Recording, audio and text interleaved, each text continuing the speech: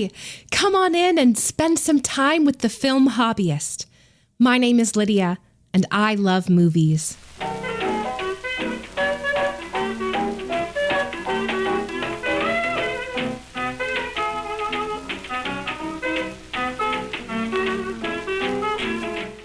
We're sitting here in a nook of my attic room, a window between us looking out onto my backyard.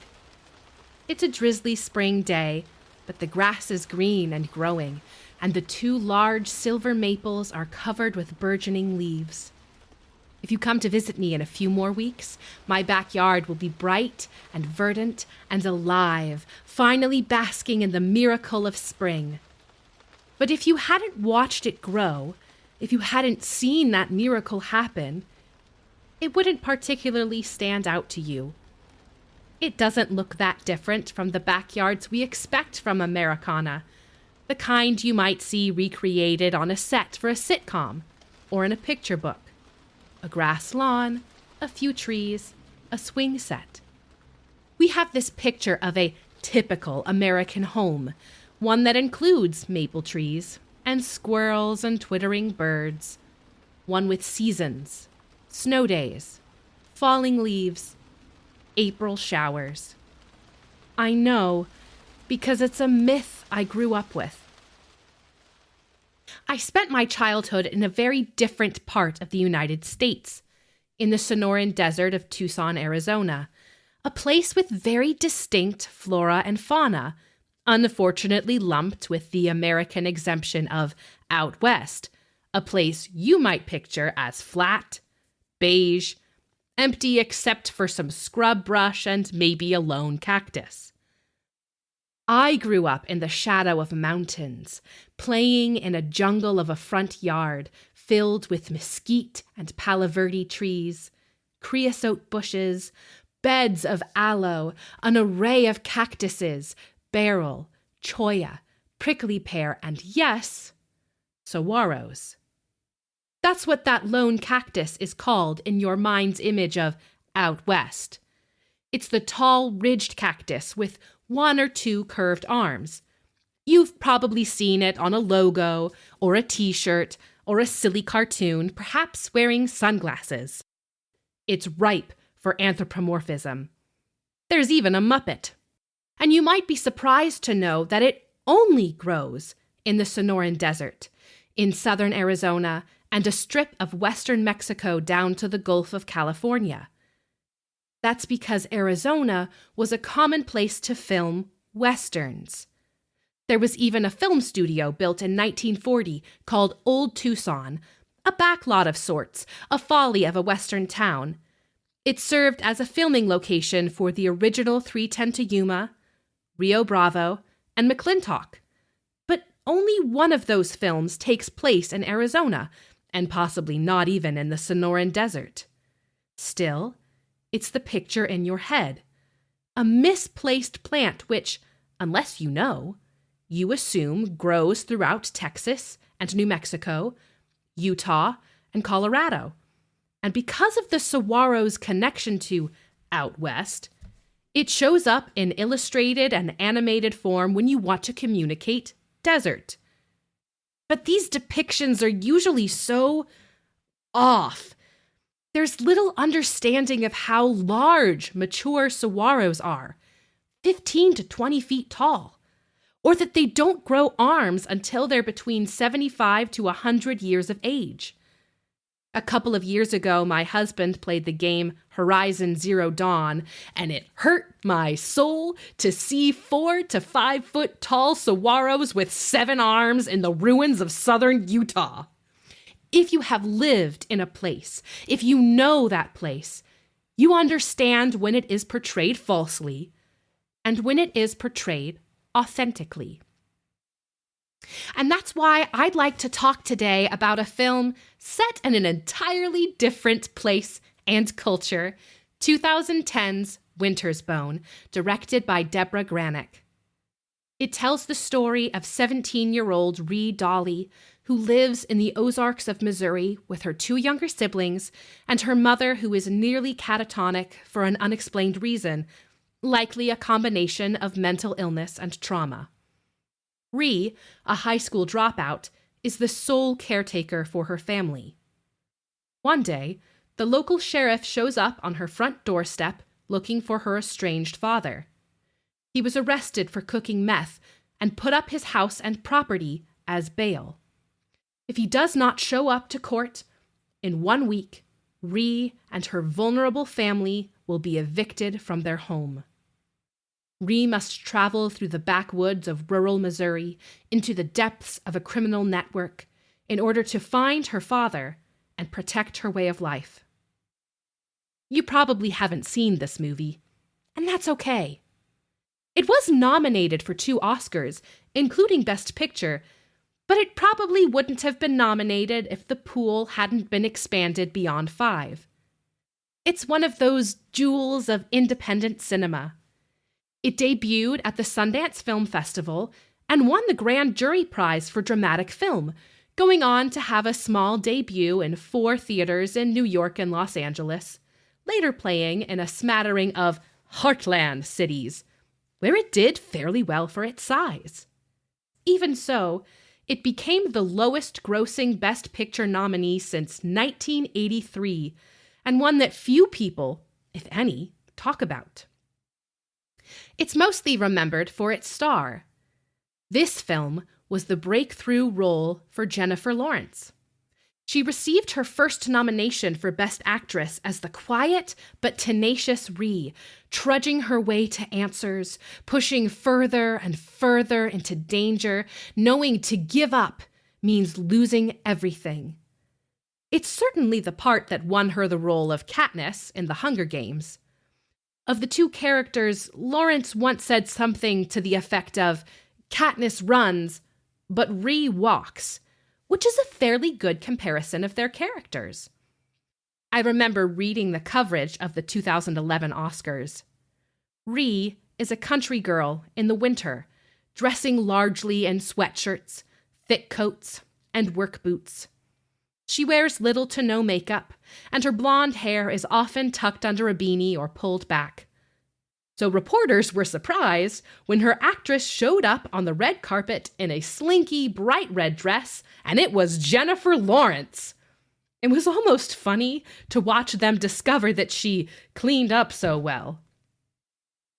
I watched this movie for the first time in college, on a laptop in a study carrel while making flashcards. I was still fairly new to independent cinema. You see, when I was in middle school, my family moved from the Sonoran Desert across the country to a tiny town on the outskirts of Appalachia, though deep enough that we learned the local pronunciation, Appalachia. It was far too small to have a movie theater. 2 larger towns nearby did, cycling through blockbusters. Mid-budget films would make their appearance, but only for the requisite 2 weeks. We'd never been an opening weekend kind of family, preferring to wait for movies to come to the cheap theaters. But we had to learn very quickly. If you don't see a movie in the opening 2 weeks, you might not be able to see it in theaters at all. Very occasionally, we'd drive to the nearest city to watch a smaller film, but that required a day trip, and so it didn't happen much. So my exploration of independent cinema was largely through the internet. I'm indebted to Yahoo Movies and Rotten Tomatoes for showing their reviews of indies, and I became well-versed at reading about movies I knew I may never see. I also explored libraries, and while our local collections were very small, the library at my small liberal arts university had an excellent collection of old and new cinema, and made sure to acquire Best Picture nominees when possible, which is how I ended up watching Winter's Bone on a laptop. I knew a little about the story from what I'd read and the clips I'd seen of Lawrence's performance at the Oscars. I knew it was a crime film, and possibly even that it was what the author of the source material called a country noir, but I was not expecting the experience of watching this film. The opening shot of this movie is of a field obscured by bare trees. In this field is a collection of abandoned vehicles, cars, trucks, an RV, and a school bus. I was taken aback.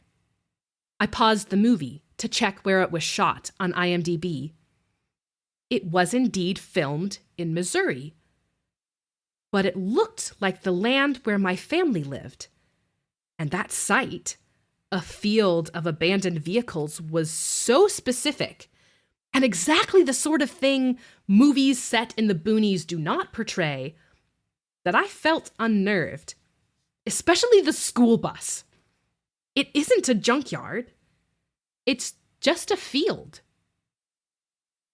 The next shot shows Rhee's siblings playing outside, jumping on a trampoline without a net. Next to them are pieces of plastic kiddie furniture, a bench, and a plastic kitchen. Not the kind of toy you find outside houses, but inside. And then you see them sitting on a couch on the front porch, not a patio chair, an upholstered couch. If you had asked me to articulate the specifics of an authentic portrayal of the communities near my parents' home, I could not have identified these things. But I recognized them immediately. I have never in my life seen plastic kiddie kitchens outside or a full-on couch on somebody's front porch, except in Appalachia. Then Rhee takes her siblings to school, and I again had to stop the film, Flashcards Abandoned. The hallways of this school look exactly the same as my high school. One corridor in particular, near the gym in this film location, is exactly the same in architecture as a hallway I walked every day of my high school career. And the gym itself is a dead ringer for my middle school gym. On the loudspeaker is an announcement for a meeting of the Future Career and Community Leaders of America, the FCCLA, an organization I have only ever heard of in the context of my high school and this film. One whose members were, for lack of a better turn of phrase, the people who stayed. They had no intention of going to college or leaving for a higher paying job. They planned to stay, living maybe a mile or two from where they grew up. Shortly after, in the film, Rhee goes to visit her friend Gail. Gail is probably 17 or 18. Gail is also married, with a baby. I knew quite a few people who married after high school graduation, and at least one classmate married at 17. It was legal if your parents agreed to it. My junior year of high school, at least 1% of the student body was pregnant. This was normal. This was ordinary. This is not what I expected to see as the backdrop to this story, its assumed setting. It was unnerving in a way that's difficult to describe. Exposing, uncomfortable, incredibly specific, and unexpected for two distinct reasons. First, the Ozarks are not a part of Appalachia. Not all rural America is the same or has the same culture. The university where I sat and watched this film is in a tiny town only slightly larger than where I attended high school, but it is in the Midwest. That is not a location signifier only. During the westward expansion of white settlers in the U.S., European immigrants tended to settle on land that reminded them of home. There's a reason Minnesota is connected with a specific accent. It was largely settled by Scandinavians. Who else would flock to those kinds of winters? It felt like home. Large portions of the Midwest were settled by German immigrants, who found the prairies and forests similar to German plains. They built a very practical culture with hearty food. A fixture of potlucks in my college town was homemade egg noodles, and every local restaurant featured fried pork tenderloin. which is literally just schnitzel. The Appalachian Mountains are an old mountain range, tracing its roots far, far back to what is known as the Central Pangean Mountains, a range that existed before continental drift occurred. The remnants of these mountains also include both Ireland and Britain. So when the Scotch-Irish, a group of people composed of Scottish Presbyterians who relocated to Northern Ireland and, far later, fled economic hardship, came to the American colonies in the 18th century, they found mountains that look like home. Mountains that, unbeknownst to them, were the same as home. What I didn't know when watching Winter's Bone, and what I do know now, is that later, as westward expansion pushed native peoples out of their land and white settlers moved in behind, the Ozarks were first settled by descendants of these Scotch-Irish people, seeding Appalachian culture again in the mountains. So the culture in this film shares deep connections with the town my family lived in, far more than where I went to college. Appalachian culture is old and complex. It places a great value on family networks, a holdover from its Scottish roots, where clans are reborn into kin. One of my friends from high school often refers to her hometown as having nobility, old, deeply rooted families whose names show up again and again. In Winter's Bone, this kind of family network is Rhee's one connection to navigating the criminal underworld safely. "You and me is kin," she says. "Ain't that supposed to mean something?" Appalachia is full of a community that takes care of its own. I remember a kid in high school getting into a bad car accident. Someone placed a cardboard can next to the lunch line in the cafeteria, asking for donations to help with medical bills. It was assumed that we, his classmates, would help take care of him.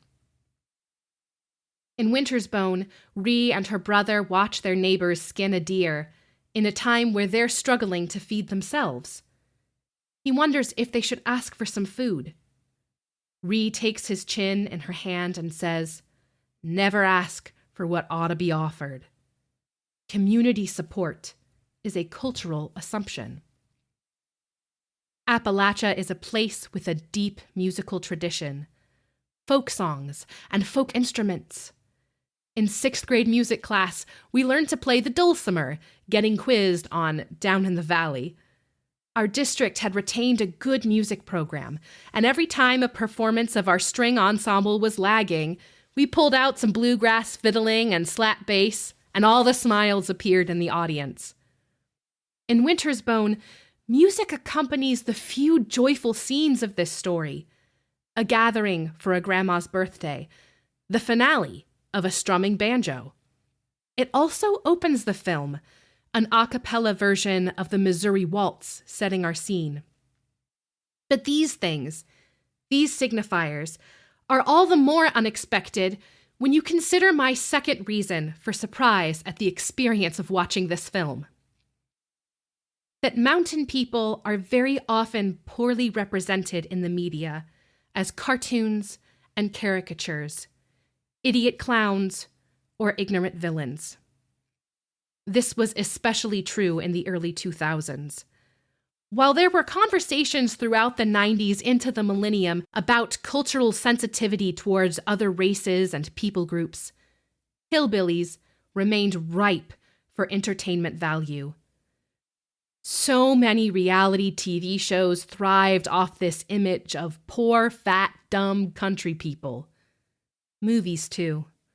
While every TV procedural got to have a special episode in Appalachia where bigoted, inbred racists killed some poor, sweet girl. These images were everywhere. I think it's easy to forget how vulnerable mountain people are. These are the poorest areas in the country. They have tied themselves to a place they love, these mountains that are home. And employment is complicated. The land is how they survive, and for a while they did so by exploiting that land through coal mining and logging. But those are dangerous professions, one that put bodies in harm's way. Some get by farming, although the land isn't valuable for large commercial farms. And others have found alternate ways of living outside the law. Moonshining was historically an option, and during Prohibition it kept quite a few families fed. So it should be no surprise that producing illegal substances is still a thriving industry. Not to mention, life is hard, and many people with hard lives find unhealthy ways to escape. I want to be clear. Appalachians aren't criminals. I don't think Wintersbone thinks they are either, even if it is a crime drama transposing the noir genre to a rural setting. It isn't the crime that felt familiar to me, but the haunted look in these characters' eyes. I have seen people like every character in this movie while filling up my car at a gas station or shopping for groceries at Walmart. And it felt bizarre to watch a movie that understood how vulnerable this community is. Even the characters that are violent criminals elicit compassion in their continual collapse into terrible cycles. And what struck me then on my first watch, and what continues to strike me now, is that this movie was made by outsiders. Deborah Granick is from Massachusetts. She went to Brandeis University and got her master's from Tisch. On that DVD was a commentary with her and the cinematographer Michael McDonough. He's a Brit. This is not their community. This is not their place. But they weren't content with a stereotype, with a saguaro in Utah. They researched the Ozarks. They visited homes, observed how people dressed and talked and decorated their front porches. They cast locally, and it mattered to them that Jennifer Lawrence was from Kentucky, even if it was the western half. When I try to explain Appalachia to other people, there isn't much media I feel I can hand over as an accurate representation. There are a lot of 4-foot-tall saguaros, stories about poor people wearing a full face of makeup in their 2 clean cars and their nice new jackets, talking loudly about a popular political issue for New York and Los Angeles so those audiences will feel sympathy for them. There aren't many stories that feel right, that show people I recognized, that are honest about what's good about the culture of Hill people, and truthful about the vulnerabilities and the spirals that continue to bring suffering. But if you want to know what the setting of Appalachia feels like, what it looks like, what it sounds like, Wintersbone, a crime noir jewel of independent cinema, is a surprisingly good place to start. And maybe, if other filmmakers are as attentive as Deborah Granick, our picture of America will begin to look a lot less like my backyard and more like the beautiful, complicated place it actually is. Thanks for coming.